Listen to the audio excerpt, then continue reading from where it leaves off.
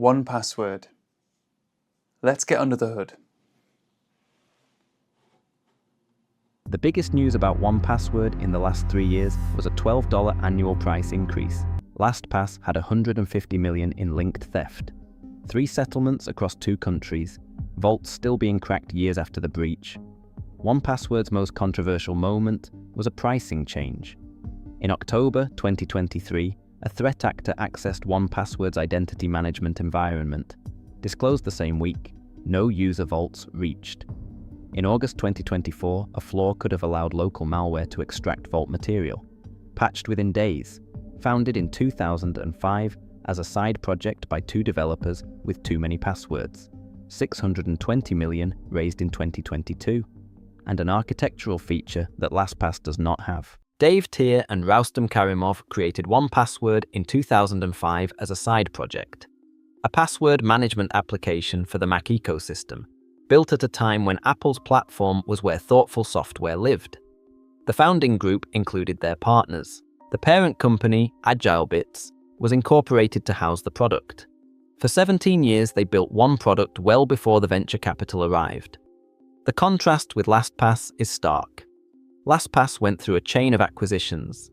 A remote access company bought it.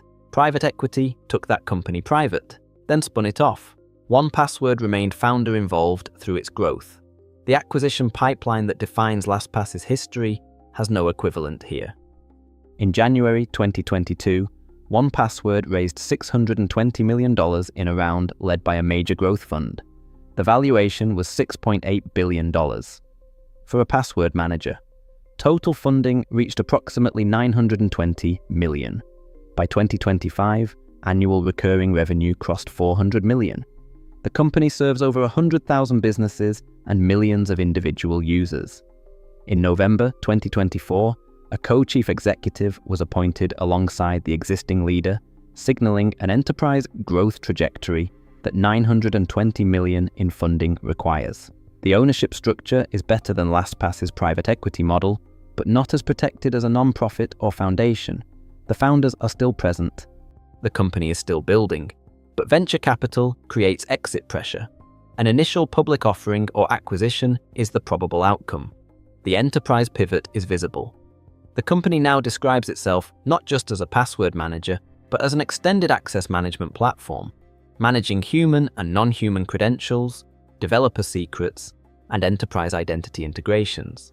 Whether the consumer product remains a priority as the enterprise ambition grows is the structural question the funding creates. The price increase that took effect 2 days before this research is a minor data point.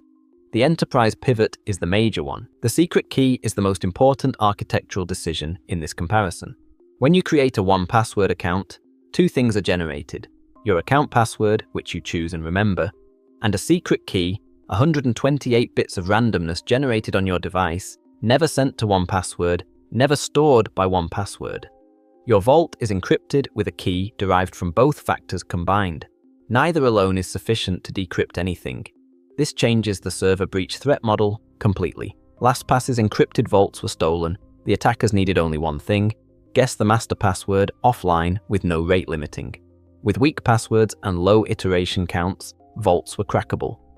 With 1Password, an attacker who steals encrypted vault backups from the servers needs your account password and your secret key. The secret key is 128 bits of random data. It cannot be guessed. It cannot be cracked. The attacker would also need to compromise your specific device to obtain it. The trade-off is that if you lose the secret key, which is only on your enrolled devices and in the printed emergency document, you cannot recover your account. 1Password cannot help because they do not have the key. The same architecture that protects you from a server breach prevents the company from rescuing you if you lose your credentials. Travel mode is the most distinctive consumer feature no other password manager offers. Designate certain vaults as safe for travel.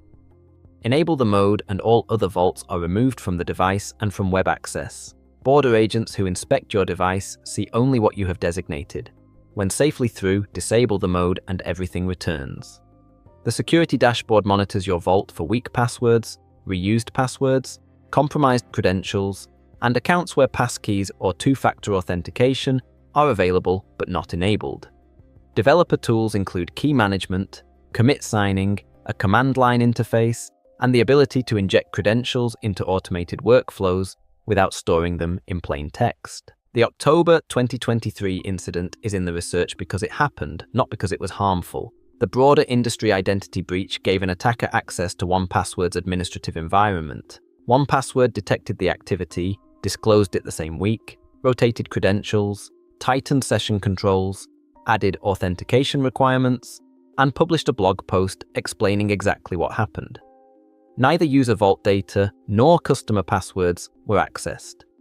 The contrast with LastPass is not that 1Password is invulnerable.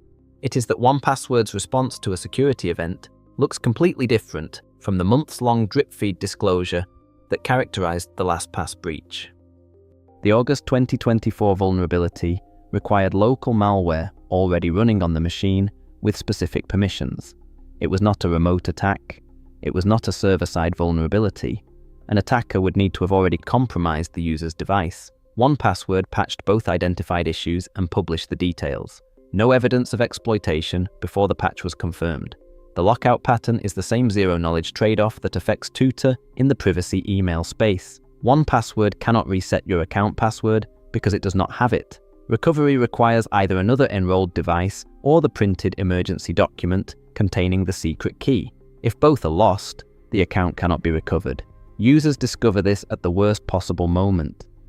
The complaints are real, the design is correct, there is no free tier. A 14-day trial is the only way to evaluate the product before paying. The application code is not open source. Users must trust third-party security assessments rather than verifying the code themselves. The key derivation uses an older standard rather than the newer algorithm that is considered more resistant to hardware-accelerated attacks. Earlier versions allowed standalone local vaults with no account required and synchronization through other cloud services. The current version moved to an account-based cloud-synced model as the default architecture. Some long-term users objected to the loss of the local-only option and the shift from a one-time purchase to a subscription. The intended architecture now is encrypted cloud synchronization with end-to-end protection through the secret key. 1Password is the right choice for someone who wants a premium-paid password manager with the strongest architectural protection against a server-side breach. The secret key is a real innovation that changes the risk profile in a way that LastPass's architecture does not. The transparency on security incidents is a trust signal that the disclosure record supports.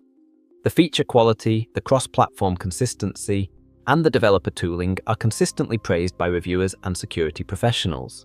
It is not the right choice for someone who wants a free password manager because there is no free tier. It is not the right choice for someone who wants open source code they can verify independently because the application is closed source. It is not the right choice for someone concerned about venture capital exit pressure because $920 million in funding creates an expectation of returns that a non-profit structure does not. Two developers built a side project in 2005 because they had too many passwords. 21 years later, it is a $6.8 billion enterprise security platform that has never had a user vault breached, never had backups stolen, never had passwords cracked, and never faced a class action settlement. The biggest news in 3 years was a $12 price increase. In a comparison that starts with $150 million in linked theft, that contrast is the verdict.